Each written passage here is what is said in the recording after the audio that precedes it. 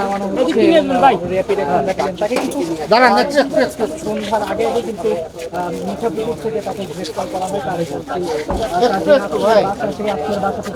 রাস্তার দিক না ওই দিক থেকে ঘুরে নেন, ওই দিক থেকে ঘুরে নেন।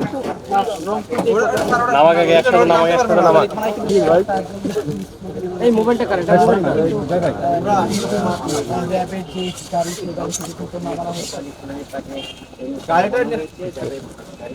একটু পিছু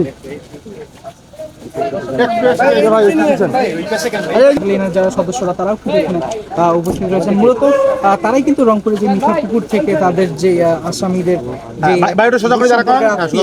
সম্পর্কের এক বাসা থেকে মার্ডার করেছেন।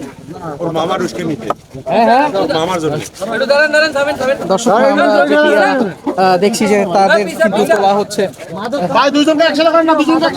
ওটা ওর মামা দিত, বিপ্লব দিত, আমার বিএনপির বিপ্লব। দর্শক আমরা দেখছি যে তাদের কিন্তু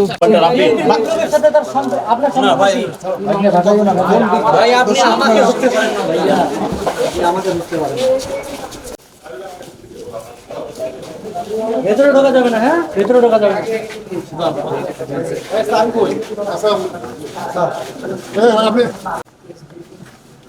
রাকিব আমাকে থাপ্পড় মারছে। তুই যদি হিজলা না হয়ে পুরুষ মানুষ হইস, তুই এখনই এখানে এসে রাকিবকে শায়েস্তা করে আমাকে নিয়ে যা। মালখাসনা দাসপাড়া এলাকায় একটি হত্যাকাণ্ড সংঘটিত হয়।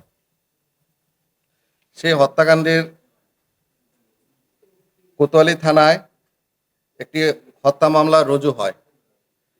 সেই হত্যা মামলা রুজু হওয়ার পর থেকে র্যাব 13 সদর কোম্পানি ছায়া তদন্ত শুরু করে এবং র্যাব 13 রংপুরের সদর কোম্পানি এর একটি চৌকস দল তথ্য প্রযুক্তি ও গোয়েন্দা তথ্য ব্যবহার করে এই মামলার সাথে প্রত্যক্ষভাবে জড়িত প্রধান যে 2 জন আসামি, ওই 2 জন আসামিকে রংপুর জেলার মিঠাপুকুর থানার ইমাদপুর ইউনিয়নের সাহাপারাস্ত আসামিদের দুঃসম্পর্কের এক আত্মীয়র বাড়ি থেকে বিকেল আনুমানিক 5:45 দিকে আমরা গ্রেপ্তার করতে সক্ষম হই।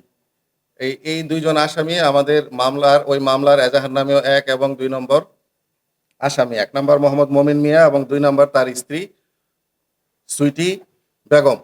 এই 2 জন প্রত্যক্ষভাবেই এই মামলার সাথে সংশ্লিষ্ট।